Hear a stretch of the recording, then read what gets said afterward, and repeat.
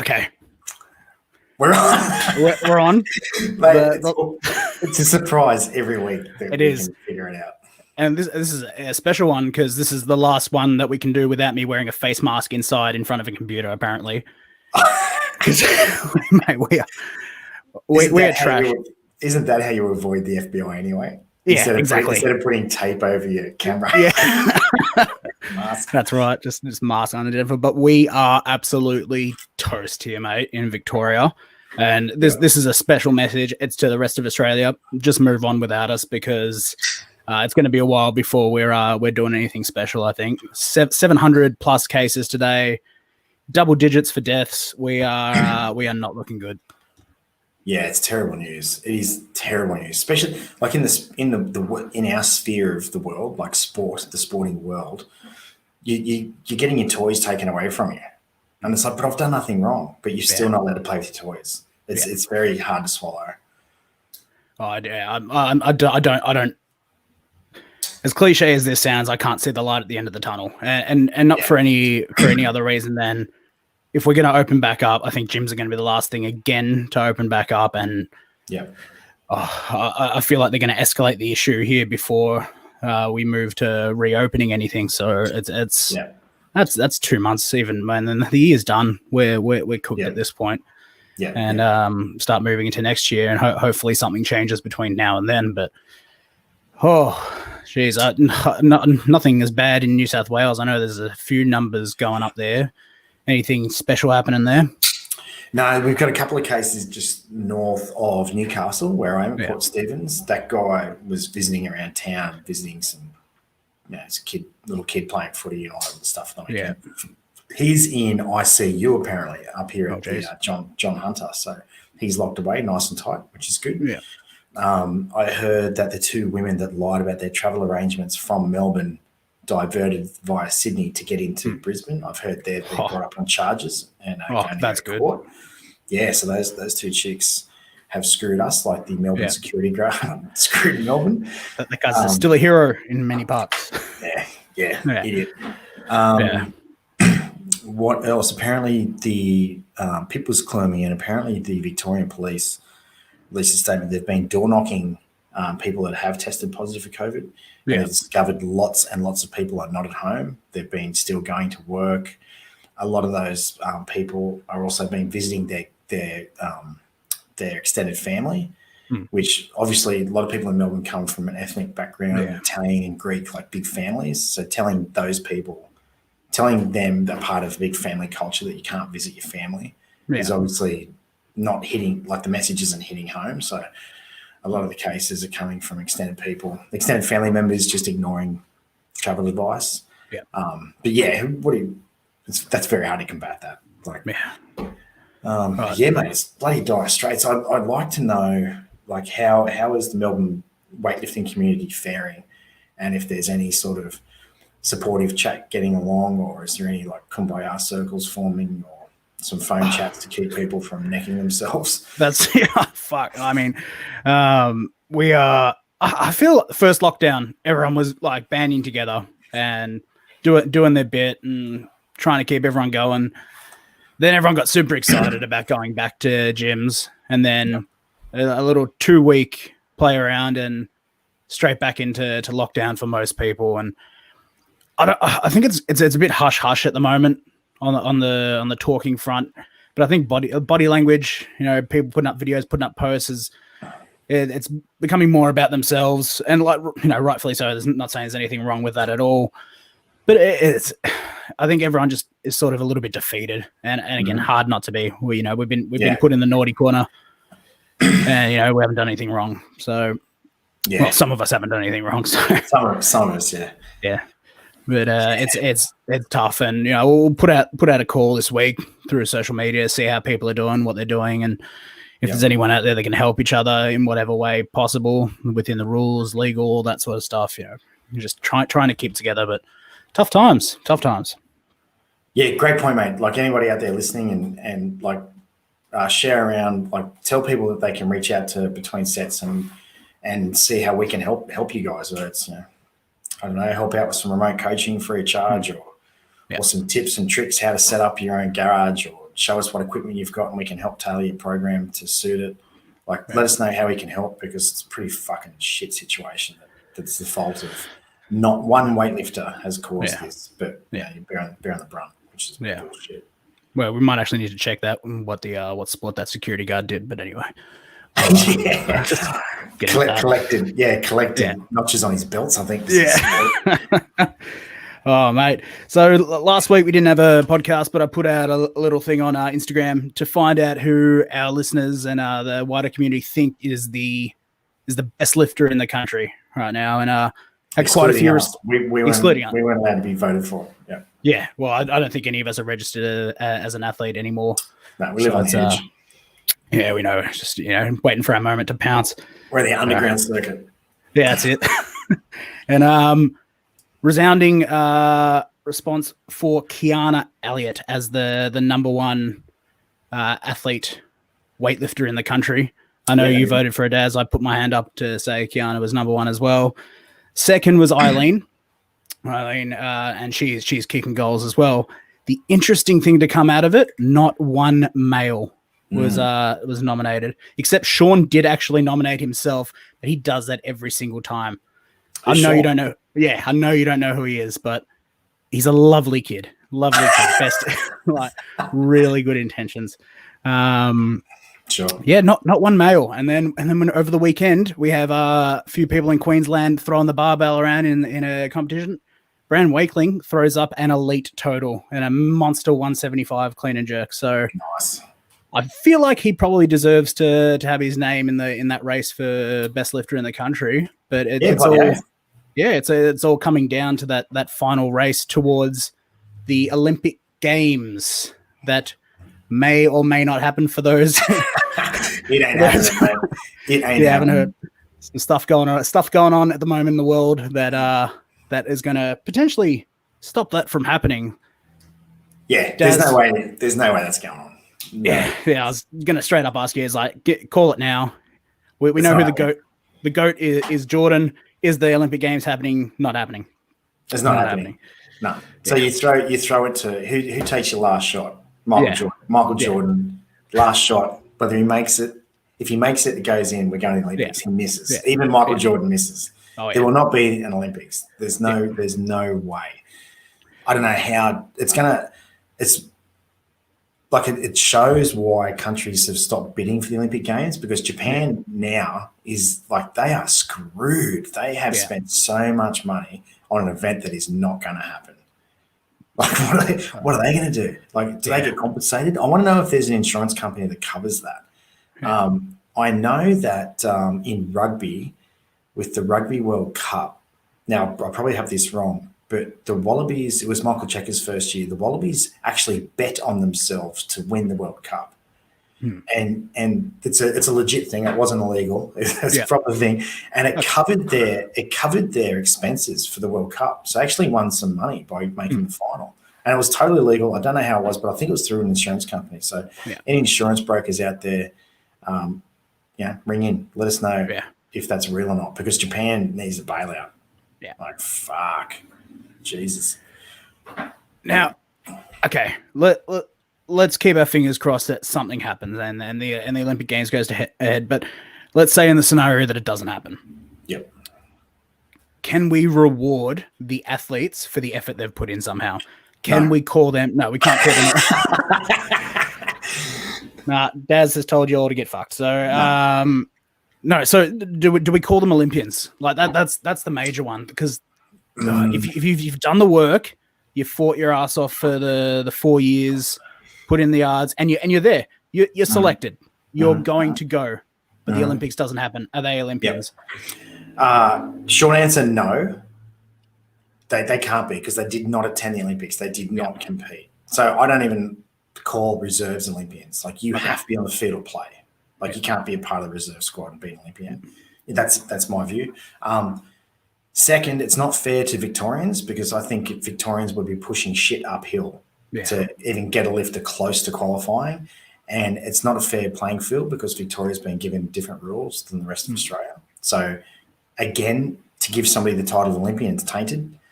And AFL, for instance, is not an international sport. What do AFL guys do when they don't you have like an all Australian team that doesn't actually play anything? You just get named like best in your position. Yeah.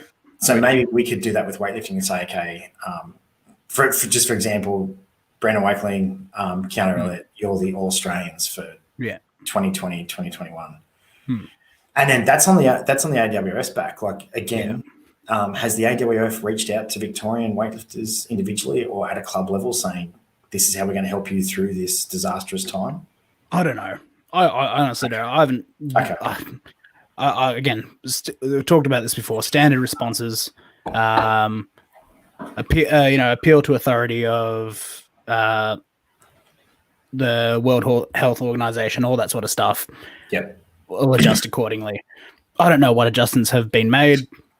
I don't think they were anticipating us going into a second lockdown that's arguably worse than our first one. And I don't know. Again, I think it was just the message I had to think. I think the idea is we're going to move forward without Victoria. We'll see what we can do, but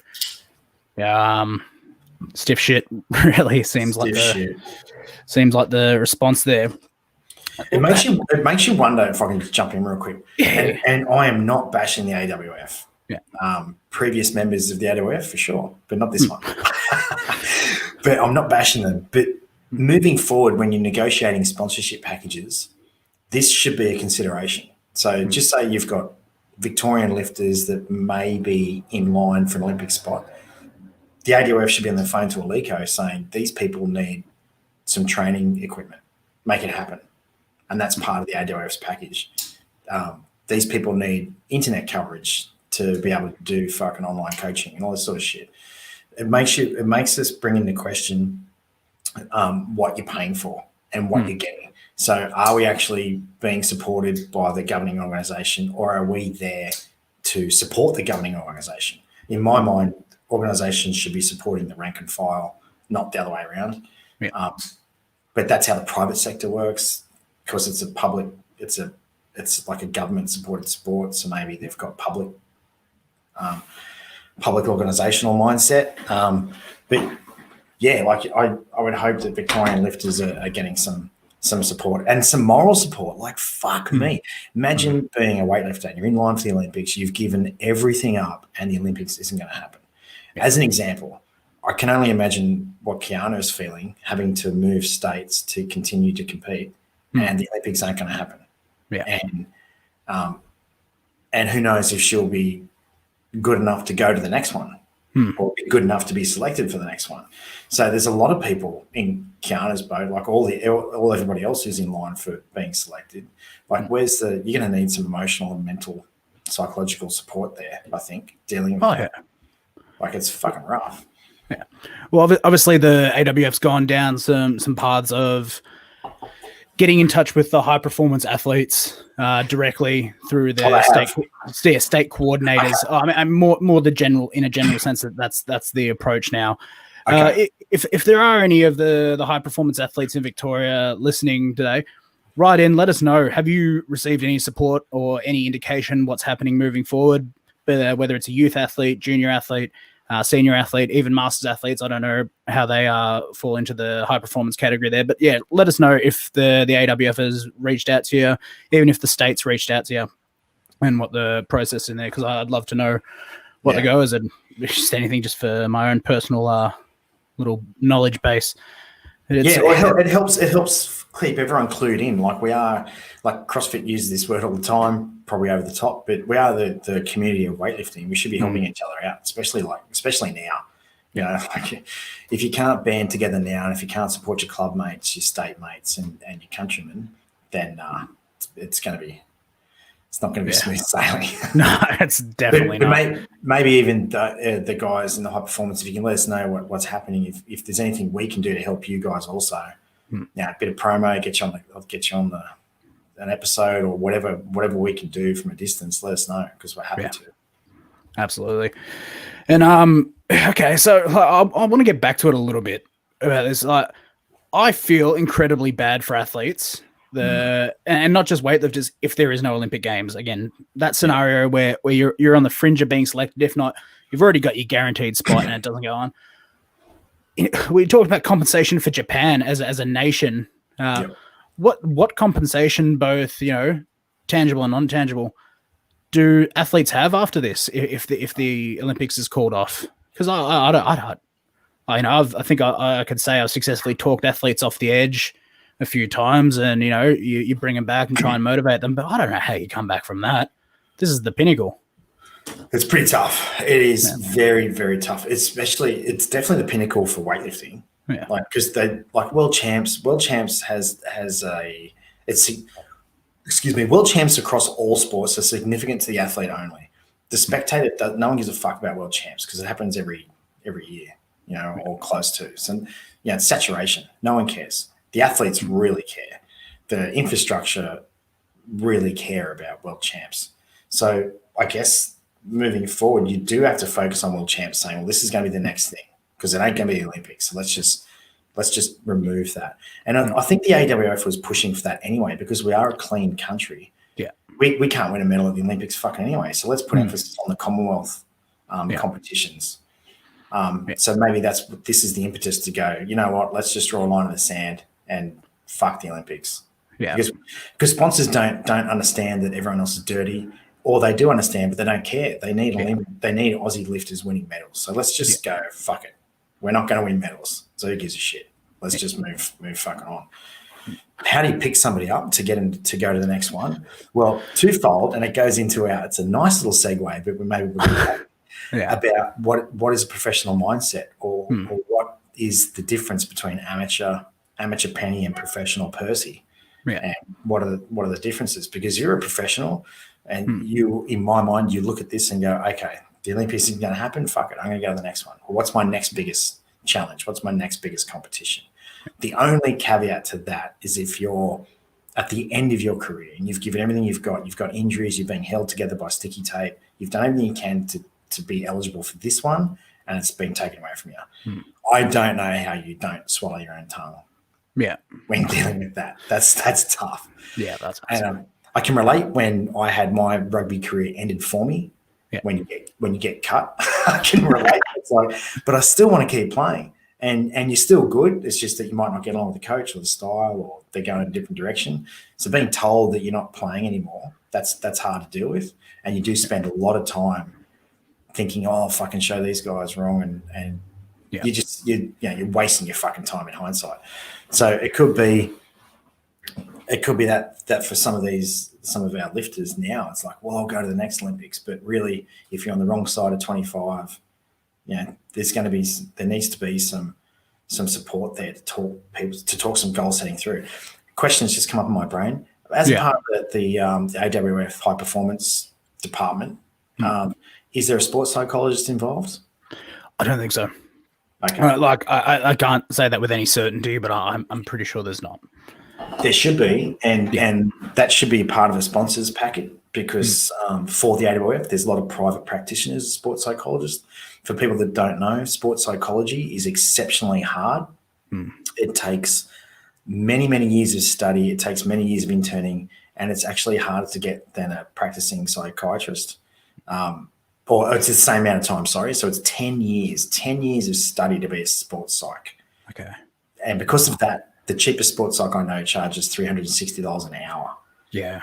So athletes need to be supported financially to go and seek these people out, because we might have some people that really need to lean on that emotional support from professionals. I mean, it's one thing to say, oh, I won't come in, let's have a hug and sink tinnies and move on.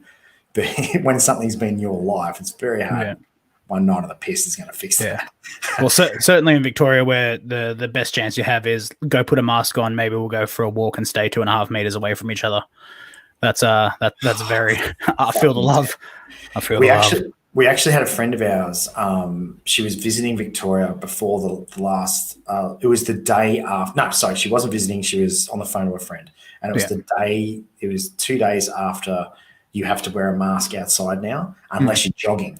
So they were walking along some park somewhere, and these coppers went up to her and said, where's your mask? You're going to get a fine. And they're like, oh, no, we forgot it. And the copper literally said, well, you better get running. So good on that copper for warning them. And then just like legging it. That's Like, classic. okay. Let's break that down. Cops encouraging people to run from them. To Love exit. it. Put Love the TV under your arm. Yeah, that takes me back. Oh.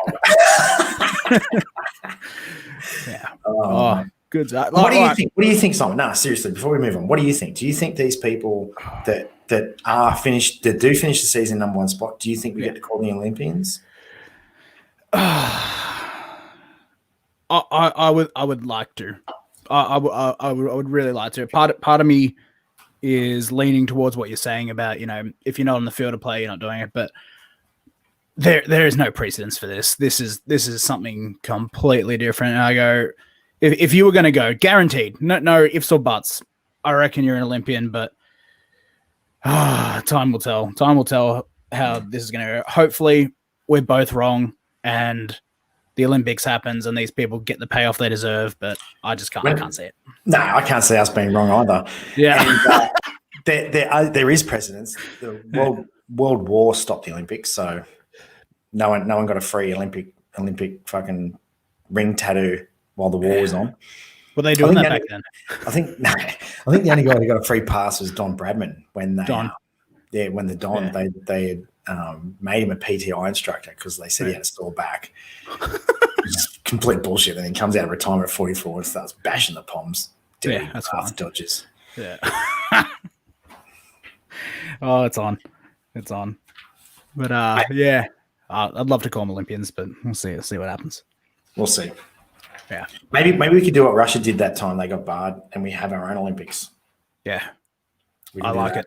Why not? Why don't we fucking have a weightlifting bubble? Every other fucking sport's got one. Even AFL's got a fucking bubble. They don't even touch each other. Fucking hell. We got to get a sports psych in for you, I reckon. Like, you got a fair bit of pent up aggression about this AFL.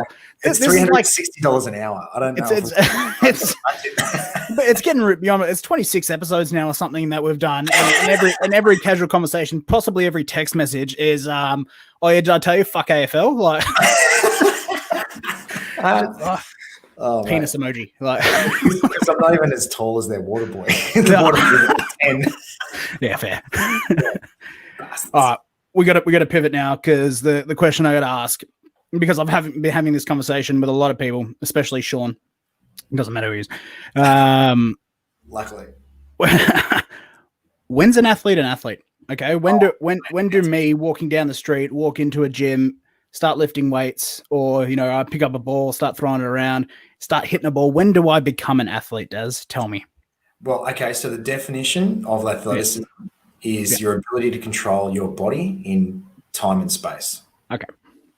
And that implies coordination. So for me, an athlete has inherent ability. Okay. So you could place, look, Ash Barty, cricket player, Big Bash cricketer, and part-time tennis player, then devotes to tennis, bam, world number one. Yeah. And plays Big Bash. So lots of sports people, professional sports people, also play another sport at an exceptionally high level. A lot of cricketers play off scratch golf. A lot of basketballers play rugby and vice versa. A lot of NFL players have background in basketball and baseball. Look at the GOAT, Michael Jordan, baseball. Had to throw that in there. Yeah. A lot of people, because they have an innate ability to control their body regardless of the demand. So they know where their body is. That's also why there's that talent identification program. So I know Pip was part of that. She went from gymnastics, power tumbling, trampoline. Then they targeted her for whitewater rafting. Then I targeted her for CrossFit. Then she chose weightlifting. So she has an innate ability of body awareness. Yeah. But she's not alone. There's millions of them. And if you never played a sport at a high level under the age of 5, then you're probably not one. Right. That's my definition. In terms, well, it's not mine. That's the definition of your ability to control your body in space and time. Yeah. So that's athletic ability. Athleticism, yeah. Athleticism, yeah. Okay. So what makes a person an athlete then? Because we know that there's levels of performance. Yep. And we'll go that you have elite athletes, and then arguably harder to become a professional athlete. So be paid for your elite status. Right. Yep. What's below that? What's below elite? Just athlete.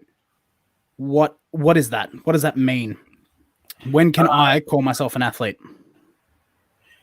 Personally, I don't think you can. Okay. And I'm deferring to the definition that I learnt once. I've forgotten the guy's name. He was a Canadian strength and conditioning coach working out at the Queensland Academy of Sport, and he was focusing on gymnastics at the time. So he was working with a lot of gymnasts, and he used to get offended all the time when people like me would come from professional athlete background. So, this guy was a pro athlete, this guy was a pro athlete, rugby, blah, blah. He would get the shits because he was working with these elite gymnasts and they were professional. They were training 6 hours, 8 hours a day, doing everything right, crossing all the T's, dotting the I's. So what he did, he came up with commercial athlete, professional athlete, amateur. Yeah. So his definition was football codes, professional athlete, commercial athlete, gymnasts, divers, weightlifters would fall into this bracket. He would then say professional athlete because of mindset, dedication, discipline. Okay. And then amateur, but he wouldn't use the word athlete. He would just say amateur. For a participant, it's a hobbyist, something like that. So I like to use that because I do acknowledge that to be a pro, you have to be paid. Yeah. But that's wrong because being professional, now that I work with a lot of amateur athletes, they're professionals, but they don't get paid. Yeah. Okay. That's very interesting. I actually really, really like that. Really, really like the idea that someone can call themselves a professional athlete without being a paid athlete, because they're again, I know a lot of people would take offense to that idea as well, that you're not a professional athlete unless you're paid. So here's the thing. I'm just casual research, the best kind, Wikipedia, and is going the origins of the word athlete. And I think it's ancient Greek, comes all the way back, traced back to the meaning prize. Oh, nice. All right. And then it became compete for prize. Ah. All right. So I, again, in a conversation with my good friend Sean, asked him, don't worry, it doesn't matter. It's I asked him straight up, I was like, when do you reckon people become an athlete? And he's like, when you start competing. I go, okay. Oh, that's fair. Yeah, that's a fair. Yeah. And then I'm trying to think about, obviously trying to destroy him, trying to think about how his reflection. Yeah. Side note, he saw his reflection the other day and shat himself. I don't want to give too much context about that, but that's a true story. That happened. But yeah, I tried to start picking that apart and going, is it fair to call everyone that competes an athlete? And I'm like, maybe not, because I come from schools programs where, again, the idea was participation. Yep. And then we get into this idea. It's like, oh, this person's never lifted before, but hey, you want a day off school? Come in here, lift the bar. Congratulations, you are now a competing athlete. Yeah. You go, okay, well, again, that's offensive to the other people that have put in the hard work. Youngsters putting in the hard time to become, good school athletes that'll go on to do great things. I don't think you can straight up say that anyone competes as an athlete. Yeah. Okay. So we're starting to form this idea of, what you can and can't do and what you can call yourself and what you can't call yourself. But how do we go? Again, this is the main premise. How do we go from being average Joe to athlete? And I think you started to touch on it a little bit. And I think it's an idea of things that you have to do, an idea that we have that we throw around, a word, accountability. You start having to be accountable for your results and your actions. Yep. I think that is the moment you can start to consider yourself an athlete. Yep. And you sent through these 10 points before, and I think we should go through them, like you said. You didn't get the photo? No. Okay. No, I got you.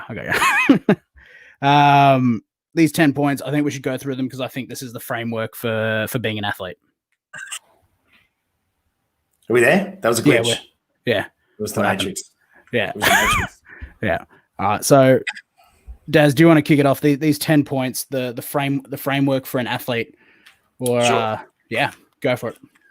So I've spent a lot of time mocking up a computer graphic. Yeah. For those watching, just look at my handwritten notes. Yeah. But point one, like everybody's seen this, it's ingredients.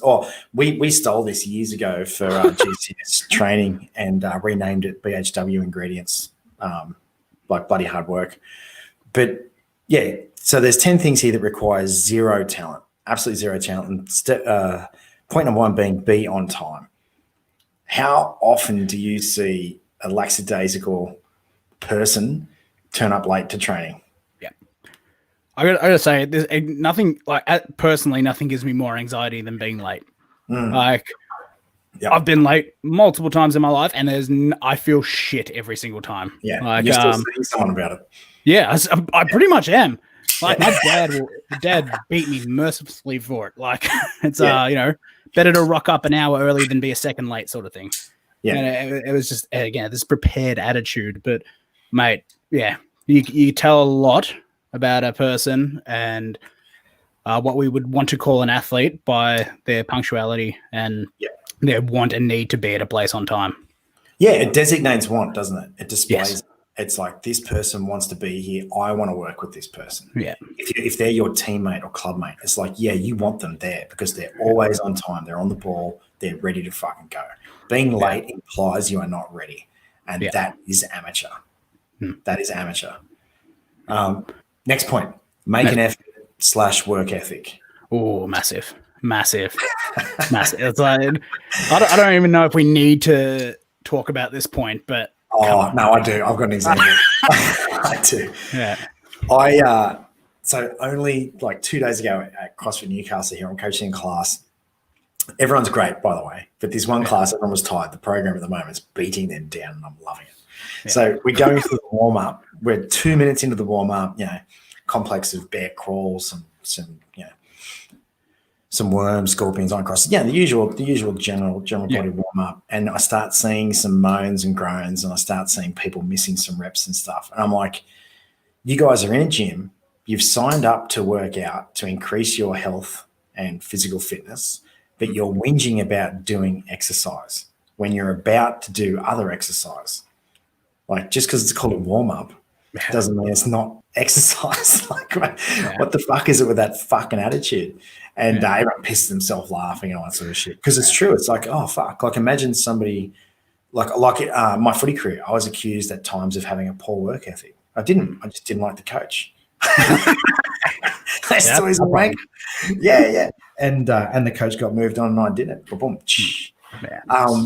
Nice. But you've got to have a good work ethic. Like if you think you can turn up to your weightlifting club thinking you're just going to do the bare minimum and kick ass, you are sorely mistaken. Yeah. And it's not just the work, it's what's your dedication to warm up, warm down, stretching, rehab, prehab, eating, planning. Like it's across the board. That's my big thing. Trying to make it as applicable to being a weightlifting athlete. The warm up for athletes and everything, how they treat the bar versus how they treat 90 kilos. It's like it's the same. It's the same enemy. If you don't have respect for 20 kilos, you're not going to have respect for 90 kilos. And it's just that. It's the effort. It's like put effort into everything you do. It's like if you're going to be wasted after a 2-hour training session, the way we train, you're going to have a hard time in the future. So it's like max effort, like not max intensity with like in regard to weight or volume or any of that, but effort, max effort. You'll be better for it. Yep. Mate, spot on. Music's my ears. What about, and this one couples nicely. So point 4, attention to detail. Hello. What is it? Fuck. What is it? Success is 5% inspiration, 95% perspiration, and 10% attention to detail. That's good. But it's true. It's like fucking true. Now, people, I've noticed this, especially in the CrossFit world. Oh no, equally across all sports I've been involved with. The people who have a weak work ethic have low attention to detail, and they will subconsciously look for loopholes in what's required of their session. Yeah. Oh, well, I didn't know I had to do that. Oh, I didn't see that, or I didn't read that, or I didn't think that, or geez, I didn't read it that way. It's always those people that are looking for the weakest path of resistance are always the ones with the like shitty attention to detail. Yeah. Like a classic CrossFit complaint. Is it power or squat clean? Does it say power? No. Well, but it's just classic. Just people looking for the easy road because attention to detail, any excuse they can skim over it, consciously or unconsciously, they will. Yeah. If you want a little note, once you sign a person up to your club, send them an email with really specific points in there and ask a few questions. And then if they like respond with a couple of questions and they're like, oh, what about this, this, and this, and the information is clearly in that email, you got issues. And it's like it was a pet peeve. Yeah, pet peeve. Yeah. It's like you've just been given the information, seek it for yourself. Oh, dude, that is spot on. Yeah, everyone, a lot of people these days are silver platter people. Yeah, it's like, mate, you got to work hard, or a lot of information you'll discover yourself. Like you don't have to have things spoon fed. Yeah. Next point, and this is a pet peeve of mine: body language. Oh, Jesus Christ. If Sophie's listening to this, I'm going to fucking murder her. Anyway.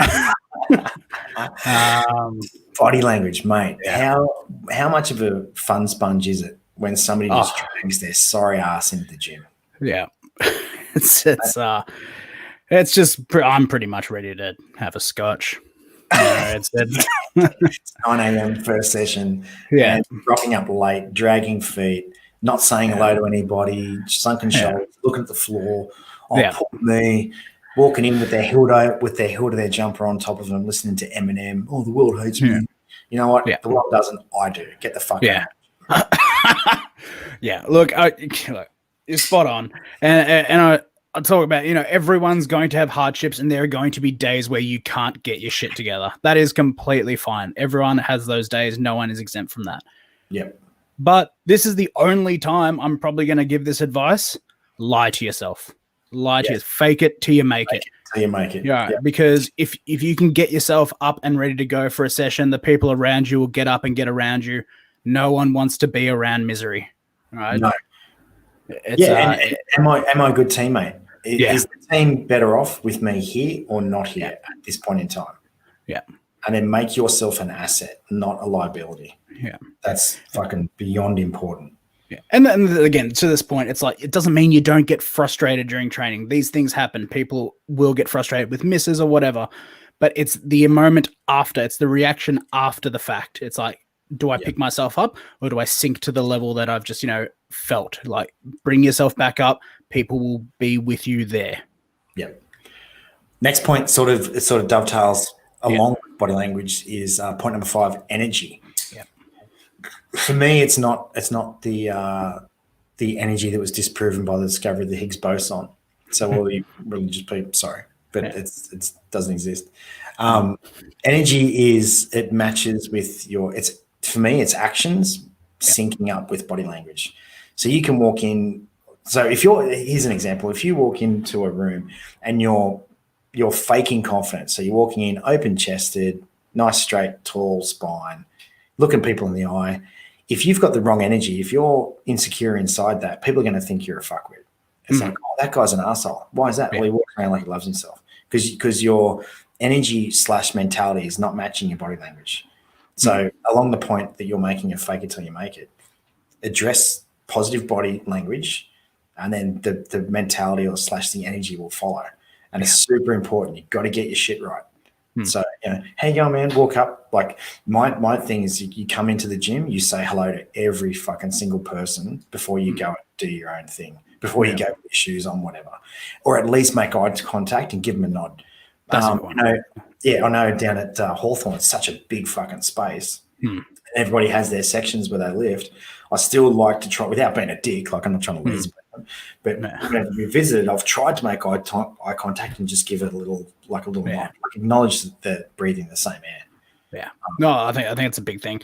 And again, the 2 points there, the body language and energy, tie into the same point again. If you are going to fake it till you make it, or you don't think you're capable of giving off energy, or it's just it's a skill. It's like you don't have to be born with this natural ability to be energetic all the time. Some of it's just ooze sexual charisma. Yeah. So for those that aren't us, Yeah. listen to Simon. Take notes. Yeah. Okay. But yeah, you got to work on it. It's something that will come to you if you work on it. And don't listen to people saying it's like, oh, that person's just naturally bubbly. I guarantee you, they're probably depressed. Like, and they're putting it on, and it's like, good on them for trying, but it's not something that it just happens. These are exactly to your point. It's an action. It's the energy is the action, and it's the more you work on it, the better you get at it. Yep. Spot on, mate. Yep. It's a skill. Next point, attitude. Oh. Attitude. Like, so you can go through the previous 5 steps in my mind, and you can fake all of them. Yeah. You can be on time because you've been dropped off by your mum or your dad or your prison warden. Yeah, you can work hard because you're fearful of punishment. You've got attention to detail because you're fearful of punishment. Your body language because you're frightened that Simon will hit you if you don't put your shoulders back. Yeah. You can sort of fake a mentality when somebody's watching, but then drop it when somebody's not watching. Yeah. You cannot fake an attitude. So that attitude means, do you actually want to be there, do the work that's going to get you your goal, not your coach's goal, but your goal. It's down to your attitude. Yeah. Well, that's it. It's the horse to water sort of thing. As a coach, we're there to guide you, give you the help that you need. But if you don't want to be there and it's not what you want to do, you're not going to do it. No one does anything that they don't want to do. Yeah. There's the big discussion about wants and needs, and I'm a big believer in the things we want and need. But everything that we need to do or want to do, it all comes from a want. It's like, Daz wants to drink that Pepsi. Well, guess what? He's got to do maybe a job he doesn't want to do to earn the income to buy that Pepsi. So wants and needs together, attitude, you got to want it. Yep. Mate, next point. And it's not the Mel Gibson movie. It's not. Passion. To me, passion's a funny word. Yeah. So I've slashed it with commitment. Passion / commitment. And that ties in with attitude. Yeah. You just 100%. Can't fake it. Imagine how good anybody would be. Like, look at the greatest, Michael Jordan. His passion coincided with his ability to play basketball. Yeah. He also had a passion for golf, had a passion for baseball, but his passion really coincided with his ability for basketball. Imagine weightlifters out there that may not be discovered yet, but are just so passionate and their genetics sink into the sport. They'll be fucking unstoppable. It's I'm seeing it a little bit now, come out in really random ways, but it's actually quite consistent. It was maybe the last 10 days or so. Yeah. 3 messages from 3 different athletes, all identical in nature. God, I miss competing. Oh, wow. God, I miss competing. That's and you go, all right, that's passion. That's commitment. And they're going, I know why I'm doing the work, why I'm doing these shitty programs where I'm limited to squats, strength work, flexibility work. I know why I'm doing it because when the opportunity presents itself, I'll be ready. I'll be ready to get back into that scene. I go, that's commitment. That's passion. That's fucking awesome. Train hard, play easy. That's it. That's the one. That's fucking awesome, dude. I like to hear that. Yeah. We're gonna have to talk about competition and how it's gonna come back. Oh God, people are gonna be rusty as fuck. Yeah. Oh, like me again, especially us. What do you call us? South of the border down here. Yeah. We haven't seen a platform in a while. Yeah. Fuck. Next one, and this is the bane of my existence. Number 8, being coachable. Yeah. Holy fuck! You start because I need a minute to take a breath. Think about it. Okay. Again, this is I like its placement on this list here down here because we take those points into account. It's like attitude, body language, everything there. It's like I think that plays a massive part in being coachable. All right. It's again, fuck. How do I put this? I think it's become harder to coach people because of the information that is out there. And I'm not saying that there's bad information out there, but there's some shit out there. Yeah. But there's also some good information, and it's like, okay, what's your research? Like, research me first as a coach. And you go, what have I done? It's like, this is my method. And I'll be honest with you, this is how I'm going to coach. This is what we're going to do every single time. I find, oh God, all right, maybe you go. You need to tag in. Okay. I've just accidentally triggered myself. Okay. I, in my experience, I do get a lot of wannabes that want to make it to a certain level at certain sports because I've got a track record of it. They all come to me with preconceived ideas of what they need and how they should do it, even though they've never achieved shit. Yeah. Those people aren't coachable. Yes. And that is fucking impossible to do. I remember back in the day in the weightlifting when Klokov was desperate for money and he was doing all these fucking seminars and everyone's going through this bent arm fucking scenario. Like regardless of their body dimensions, everyone was just fucking pulling bent arms. And it's like, oh, well, that's what Klokov does. And I'm like, I don't give a fuck what Klokov does. Like he's built like you. Yeah. and then there's the amateurville that only watch weightlifting from front on. So they start teaching hip fucking the bar. It's like, okay, so you literally hit the bar and then it travels in a semicircle away from you. And I'm like, who the fuck taught you that shit? And it's like, I've seen lifters hit it. And I've gone, have you watched them side on? You do know they're leaning backwards? Yeah. Like, so people, you're spot on. There's a lot of information out there. People think they know better. People think they know what they need. Yeah. If I can bring it back to CrossFit, they'll be like, oh, I know I need to get better at lifting. And I'm like, there's only one lifting event in the whole competition. Oh, I know, but I need to be stronger. Why? It's a CrossFit event. It's not a weightlifting event. it's like, man. Bring it back to weightlifting. Oh, I need a bigger snatch. Why is that? Yeah. Oh, because this person's got like a really good snatch. I'm like, yeah, but they're beating you in the clean and jerk. Yeah. It's people always think they know best, and maybe it's definitely a sign of the times, social media, and maybe it's also a part of the participation trophy generation where they've never actually had to analyze why they've lost because they don't record results. Yeah. So I'm going to take this one a little bit further and go, all right.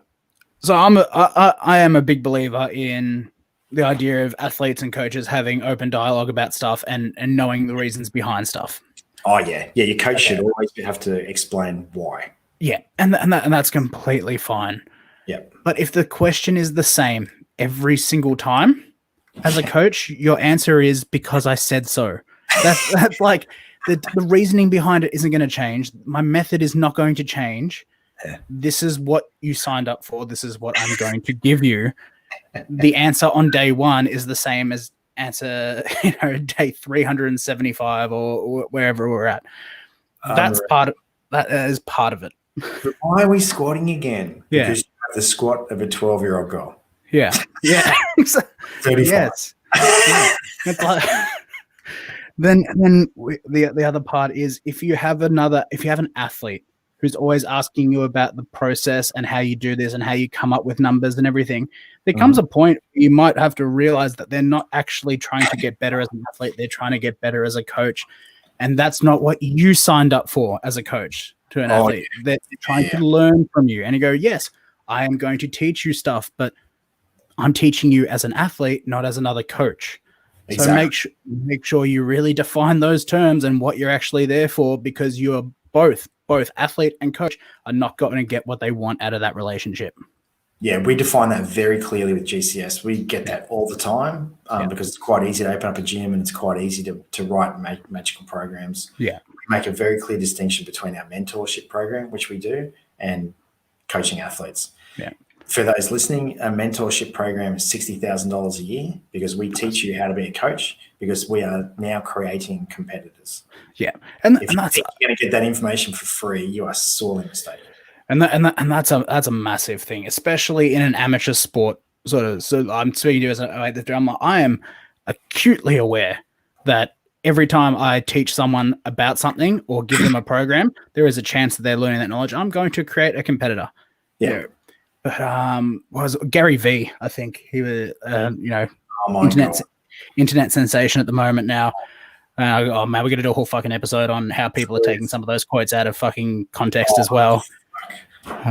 That's guys. But he's talking about, no, I'm not scared when someone leaves me to go start their own business. He goes, because no one can do what I can do.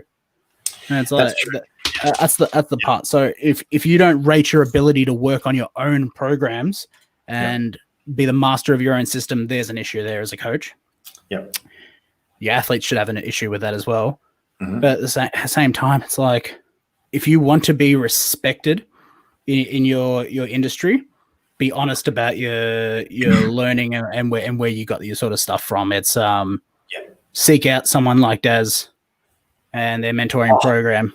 Free Like, plug. yeah, free plug. No, it's true. But as an example, I have not invented anything. Yeah. There's one small piece of our puzzle that I've invented. Yeah. But I think Dell was saying we're standing on the shoulders of giants. It's Exactly. true. Like I've invented very, very small thing, like a small thing, and that you'd probably be successful without it. But it's our icing on the cake.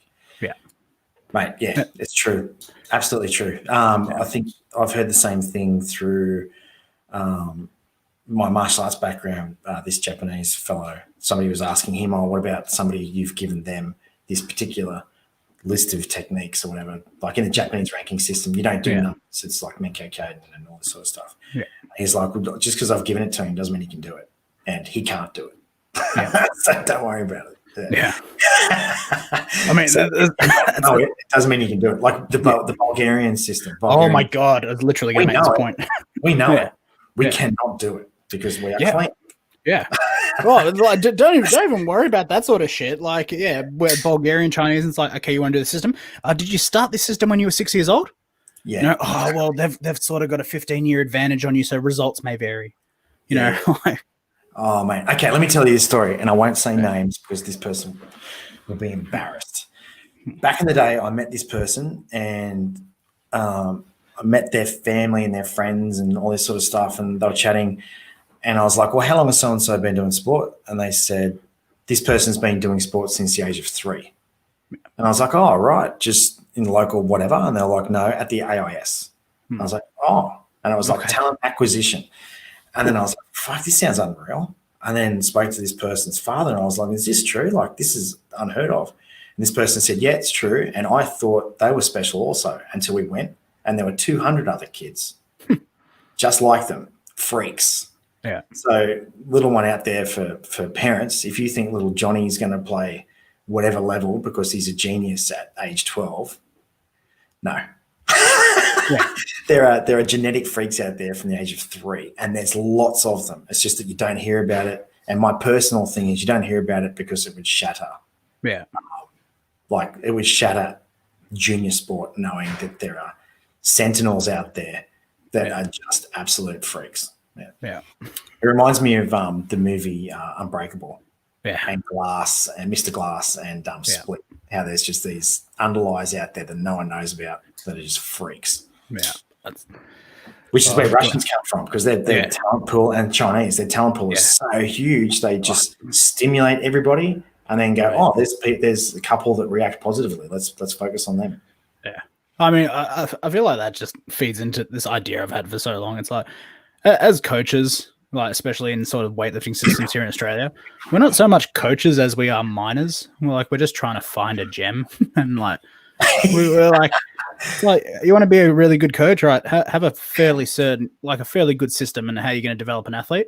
Yep. And then go and buy like a lotto ticket for athletes. Like just hope that they walk in, go find them, because that's it. It's the unspoken thing here in weightlifting. I don't know too much about other sports like at all when it comes to this sort of stuff, but a lot of coaches, I would say, don't acknowledge how lucky they have been in terms of, because they don't want to, because they want to keep wearing that polo.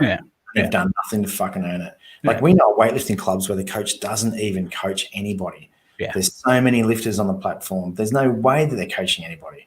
And what have they taught them? Like we hear horror stories all the time. Oh, so and so hasn't spoken to me in a month. And they're a member of their fucking gym. Yeah, like, I get that from my family. You know, But a little side note too, GCS, we do talent identification. Like we do look at other sports and try to poach them for CrossFit. I don't do it other ways, because Olympic sports already have target identification. So I do it for CrossFit just for selfish reasons. There's an opportunity because we don't have that. So it's an opportunity that I feel. That's all. Yeah. And you're a step ahead of everyone else because of it. And that's that's the truth. Next point, number 9, doing extra. Now let's lay down the context to this. Yeah. Okay. I think, like off the bat, everyone has to do something extra. Now, Legally. half of my half of my athletes, if not all of my athletes that are listening to this at some point, are going to go, "Fuck you! You said don't do that." I'm like, that's true. Yep. What I mean is, do something that is functional. Get it approved first. That would be the main point. But it's like, I want to go for a bit of a swim for recovery. You go, hey, that's a great idea. Go for a bit of a swim. Make sure you don't go for a fucking 15-kilometer swim out into Bass Strait and across the mountainous seas of Bass Strait and come back and go next day in training. Oh, fuck, your program's pretty hard. I'm pretty wrecked. And it's like, great point, mate. But do an extra recovery stuff, massive. Right? Always get on it. If you're having supplements with your already well planned out diet, good on you. All this sort of stuff. That's do extra. Yep. But it's not just, today's program was pretty easy. I feel like I should have got a bit more of a sweat. I should be a little bit more sore. I'm going to go fucking bust out some reps here. Mate, spot on. And then have that. I like it when athletes come to me saying, can I do this? Can I do that? Because I like being able to say no. But only because I like the communication. Yeah. Because then I'll say no, and they'll say why. Then I get to explain to them again. Well, it could be the start of the week where you've got a set limit of tonnage that you've got to do for the week. Yeah. As an example, Pip, when her Com Games year, she was lifting anywhere from 42,000 to 64,000 kilos per week. Mm-hmm. So that's how we would judge the week's training plan. If she felt strong at the start of the week, we lifted heavy at the start of the week. If she felt weak as the week went on, then we adjusted the weights. So that's how we programmed leading up into competition. We were looking at volume, not specifically the lifts itself. So I like it having to say no to a coach, to an athlete, because then it prompts the conversation of why. And then I get to tell them and educate them. But I'm not educating them as a coach, I'm educating them as an athlete. Yeah. Well, if you go and do that 15K swim, you're going to fuck up tomorrow. And tomorrow we'll do X, Y, and Z. And then you're going to blame me, so that program doesn't work. The program doesn't work. It's you're a fucking idiot. Yeah. So then, like, we give them some context. Yeah. That's top 10 conversations of all time, isn't it? Like with athletes. Yeah. It's great because justifying your position, being challenged, is what I live for. Because it gives me an opportunity to display knowledge and experience. And it's like, well, you can't do this. And it's like, well, that's just on paper. So actually, it's not, because we did it X, Y, and Z, and we got that with that person, and it was either desirable or undesirable. So I really like being put under the microscope, because there is no secrets. And because we've got a track record. So we're not inventing things. We're not like a new club that's just making shit up, going, oh, yeah, we can get you to the Com Games. We can get you to the Olympics. We can get you to the CrossFit Games, and having never done it before. It's like, what the fuck do you know? Like, what the fuck do you know? You just make it up. Unless you went, oh, no, we can't do extra because we're following Mass Strength, the Chinese weightlifting program, or we're following Catalyst. And they say, tomorrow we're doing this. So that's totally okay if you're a young coach and you're following something and you're leaning back to what you're following. Totally legit. Nothing wrong with that. But just saying no because you're an idiot, or just saying, go do it because you're an idiot, is dangerous. It's dangerous. No, very fair. And then to do extras, the next part is, okay, well, have you already done your bare minimums? And bare minimums for me is, have you warmed up properly, cooled down properly? Are you practicing your technique properly? Are you eating properly? Are you sleeping properly? How's your personal relationships in your lifestyle? And I don't need prying details, but are you happy? Are you sad? Have you gone through a breakup? Did you get engaged? Are you pregnant? Are you not pregnant? Like all those sort of things. Are you doing the bare minimums? Yes. Okay. And you want to do extra? Great. Well, then let's look at it. Are you doing saunas? Are you doing intra supplements, post supplements, all that sort of stuff? Which we don't do, by the way, but other people might, and that's fine. Yeah. And that's I really, really like that point.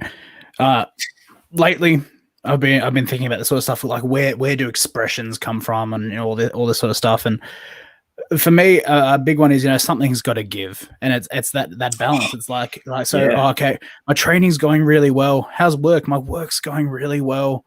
How's your relationship? Oh, it's not really that important. And it's like, okay, so that's what's given. So it's finding that balance and going, if you tell me that one part of your life is, it's falling behind the others, it's like, I don't want you doing extra because you haven't done your basics. You haven't done the bare minimum yet in making sure that you've got enough balance here. And that you're never going to have the perfect balance, but don't be putting more on your plate. That's the main one when you can't juggle what you've already got. Yeah, 100%. We're striving for balance. That we don't expect it. We strive for it. We want it. We crave it. But no one's perfect. Fucking Jordan. Yeah. But like, but even Michael will take it too far with betting on the golf course, getting a little bit too wrapped up in the golf. He doesn't have a problem though. He doesn't have because he can stop. I can stop whenever I want. Yeah. It sounds like every other addict, doesn't it? Yeah, like every psychologist is like, that's exactly the reason why you're an addict. Yeah, if I didn't have any money, I'd have a problem. He's like, no, that's a good point. Still the greatest. Still better than LeBron. Yeah. Oh, yeah. No, it's true. Okay, point 10. Now this, I have another example that I'm gonna keep nameless. But point 10, being prepared. Yeah. Holy fuck. Like, do I need to say much more than failing to prepare is preparing to fail? Do I? Is there anything else? Anything else? What is it? Prior preparation prevents a piss poor performance. Yeah. Beautiful. Yeah.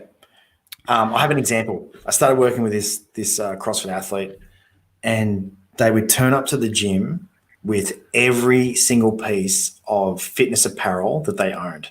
Yeah. And I'm talking a big fuck off bag. Yeah. Every single thing. And I'm like, it was novel at the beginning. I never said anything. And then as time went on, I'm like, holy fuck. Like, I was like, look, you got to stop bringing so much gear because it's becoming a bit of a crutch, like a crutch, like you're leaning on it. And this person's like, no, I'm prepared. If you want me to do anything, I can do it. So I love the fucking attitude. Yeah. The attitude was spot on. It did end up being a bit of a crutch because in CrossFit, it's unknown and unknowable. And I was trying to instill a little bit of, it doesn't matter, I'm going to get it fucking done anyway. Yeah. For instance, I would keep a lifting session secret in the hope they would not bring lifting shoes. And then they'd be like, oh, fuck, I haven't got my lifting shoes. I'm like, doesn't matter, we're going to get it done. Yeah. Like, it was those small things that I was trying to instill, but I couldn't because this fucker was so well prepared. Love the attitude. It was just a little small nitpick. But in weightlifting, for instance, you can do that because there are no unknowns. There are no variables. Yeah. The only variable, if you wanted to do some competition situational training, which we did leading up to the Com Games, where I would tell Pip to lift at certain time frames, not when expected. We went through. We had a whole month of different scenarios where every Saturday we'd go through the scenarios that I planned out. Yeah. I never told her. So I'd say, okay, we're going to lift in 2 minutes, set the clock to it, and then 30 seconds later I'd be like, no, fuck. We've got to get now. We've got to get lift now. Like, I'm sure everyone's done it. Yeah. But that's one surprise variable thing that you can use to put your lifter under pressure to test their preparedness. But for me, being prepared is a mentality. Yeah. So regardless of your bag, your mentality has told you to get prepared physically if it's physical items that are required. If you're not mentally prepared, you don't give a fuck about being prepared. Another example, a guy that trains at CrossFit Newcastle, it took me 2 months to get the fucker to bring a towel. Yeah. Fuck. Bring it tomorrow. I'm like, fuck, man, come on. Yeah. And I had a towel for him here to use, so no one told me in. Yeah. But it was just another example of being lazy, shitty mentality, a non-prepared mentality, and a really good one. Yeah. Do you have any experiences on that one? Like, what's your takeaway on being prepared? No, I agree, especially with something like weightlifting. It's like, you know what you need. You got four bits of equipment that you probably need to bring to every session, and they just stay in your bag. They don't need to change out. So for me, again, it's being able to tick boxes to say that you're prepared, and no better way to say this than go get this list, and if you want to be prepared, tick the following 9 points, and then you can tick off number 10 and say you're prepared. Oh, if you have done all of those 9 things and you're honest about it, honest assessment, you go, what have we got? I'm on time, all right? I'm putting in the effort. There's attention to detail. My body language is good. I've got the energy. My attitude's good. I've passion. I'm committed to what I'm doing.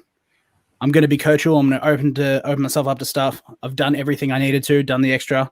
I'm prepared. That's what it means. Bam, fucking spot on.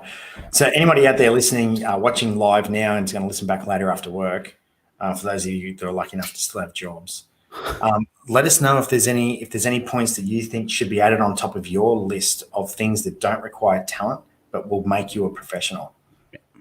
Because as a coach, it's a joy when people, like Simon just said, just start ticking off these things as their normal routine. It's an absolute joy to work with. And this person might not be anything. They might be your worst lifter, but they come to the gym and it's a joy. That's who you want to be. You don't want to be some hero. Well, let's touch on the no dickhead policy. Yeah. The All Blacks made famous. It's actually the Sydney Swans, an AFL team, believe it or not. Hold on, wait. Oh no, you didn't say anything bad. Yeah, the Australian female league. Fuck this guy.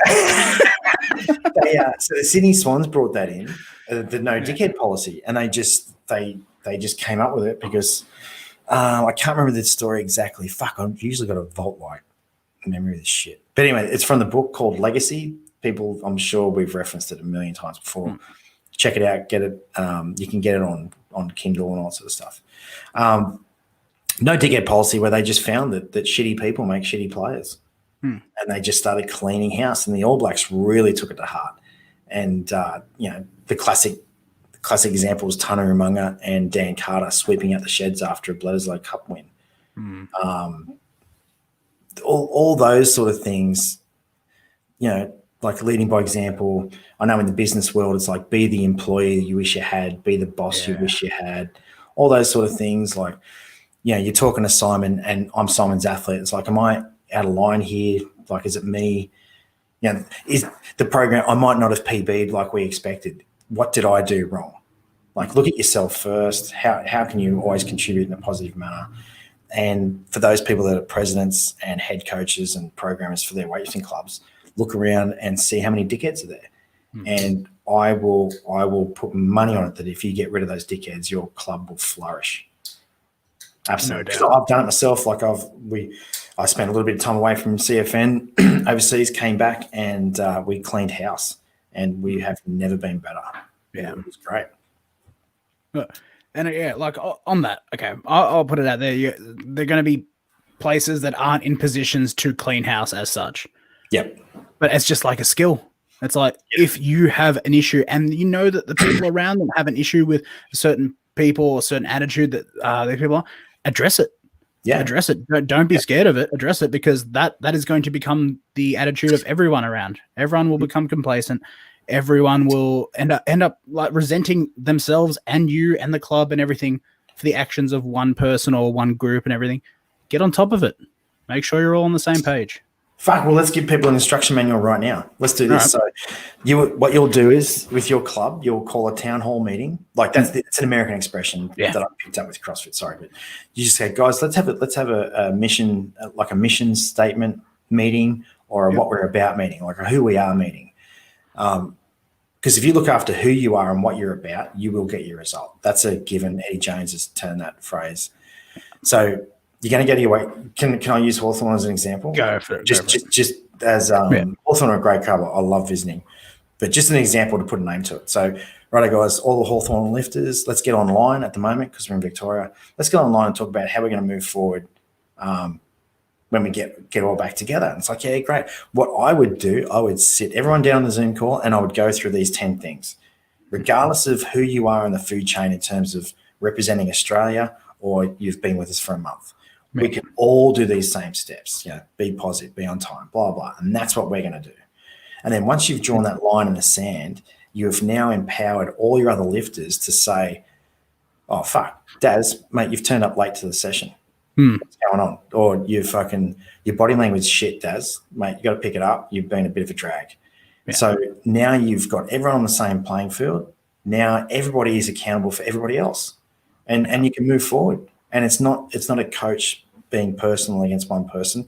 The coach might not get along with a whole bunch of lifters. Doesn't mean they can't be professional. There's that exactly. word. Yeah. There's that word. So you can totally be professional. I've worked with a whole bunch of people that I don't like. Yeah. But I still work with them. Like me and you still talk and we don't like each other that much. Right now, look at this podcast. Yeah, exactly. It's community service for Simon. Yeah. It's court ordered. But once you draw a line in the sand, so if you're a weightlifting club, little minnow club in the middle of nowhere, and you've got 5 lifters, just get everyone together and go, this is how we're going to do it. We're going to hold ourselves to our standard. Andy Stump, a guy I know in the States, it's like he says your standard is what you allow around you. So if you see some shitty behaviour, but you don't call someone out on it, well, that's now your standard. You don't get to call somebody out on that because you've allowed them to do it. I think it's fucking great. I think you could totally do it right now. I think the AWF could do it. As an organisation, we could say, right, what do we stand for as the AWF? I'm not shitting on the AWF, but does that ever happen? Do we even have a mission statement from the AWF? Like, what are we about? Is the AWF about producing Olympians? Is it about growing the sport in terms of participation? What is their aim? I can't even remember. Okay. I think the last time, well, one of the times I've been involved in it is we had this AIS training camp, and then we sat down as a coaching group and an athlete group, and I think that was the last time I know of that we talked about it. I don't know if I've done it in training camps since, but we did do something similar to that, and that's I think that was a productive camp. Yeah. If nothing else, even if nothing came from it in terms of a top-down approach, at least it was an opportunity for athletes and coaches to talk and go, "Holy shit, we think the same way." Yeah. And I think that group came out a lot stronger, and I think most of those people are still friends today, and most of them are still competing at the top level here. So it's awesome. There's everything, and I got to say, thank God for you, because the reason I asked this question in the first place was to bring it to this point about club culture, and I had fucking no idea how I was going to bring it back around, and you finally did it. So fucking good on you. But yeah, this is the thing. It's like, when do you get to call yourself an athlete? It's like, it's when you fit the attitude of the place you're in, and it's when you fit the culture of where you're in. It's like, if you can tick these 10 points off, when we know you only have to tick off 9 because the 10 one should speak for itself. Yep. That's when you're an athlete, because you're doing the same thing as everyone else in an athletic endeavor. And you got to place yourself in the community of people that you want to be. Yeah. So in the business world, you never want to be the smartest person in the room ever. Mm-hmm. That becomes an echo chamber. It's a downhill slide. As an athlete, you never want to be the top dog ever. Mm-hmm. If you're the top dog, you're in the wrong place. Yeah. Go find somewhere where you're not the top dog.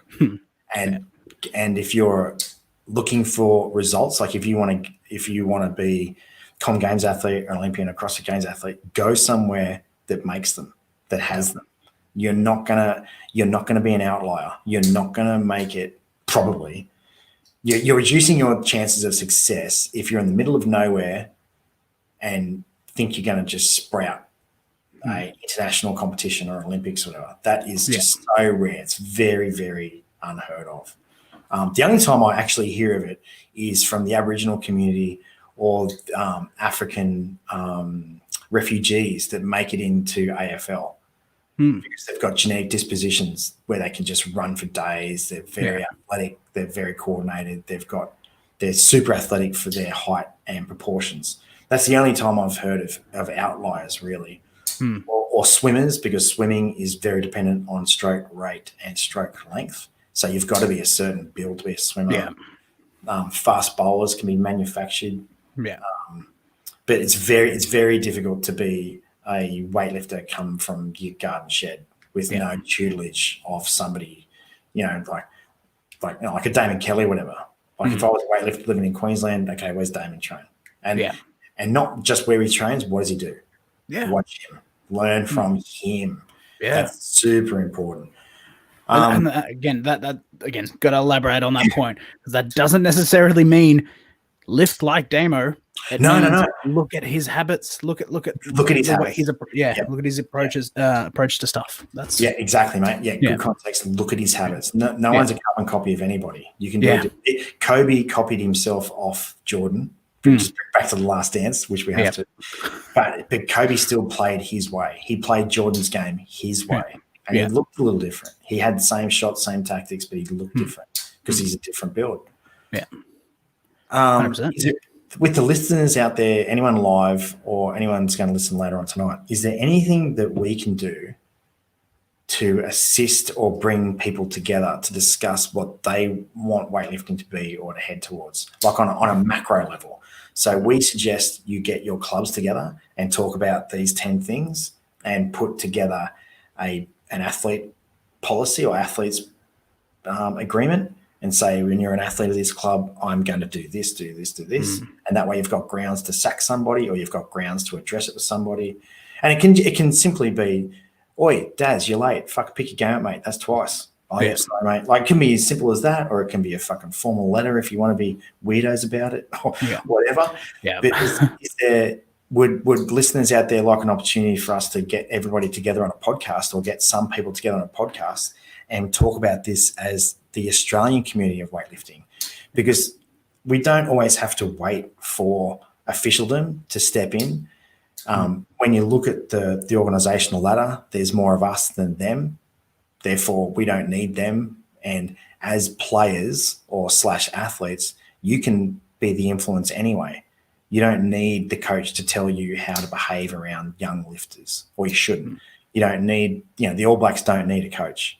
The Wallabies don't need a coach. They need senior leadership, like a leadership group. So a lot of pro sports have leadership groups. So anyone out there listening, if you guys are keen for us to put together a platform for you guys to form your own leadership group and we can help facilitate it, let us know.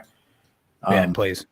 Because I would like to see weightlifting be led more by the lifters, not only because there's so many lifters, there's so many clubs, there's so many state organisations at the top of the tree. They can only do so much, and it should be down. If you want to affect change, it's got to happen from the players. Yeah.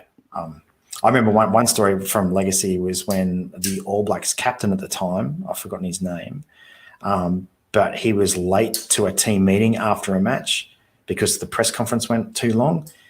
And I've forgotten this player's name. I think it was Mialamu, pulled the coach aside and said, "Don't ever do that again. You're 5 minutes late. That's not an All Black behaviour." That's awesome.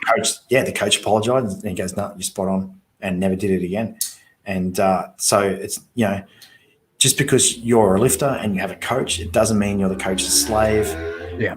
The coach is not a slave to the lifter either. It's a team, and start behaving like one, and you'll get the results. 100%. Well, we're not going to find a better place to wrap it than right there. So I think we're done. Chaz Michaels. Yeah. I am ice skating. Yeah. All right. Well, until next time, everyone out there, stay safe. Follow the rules. Victoria, come on.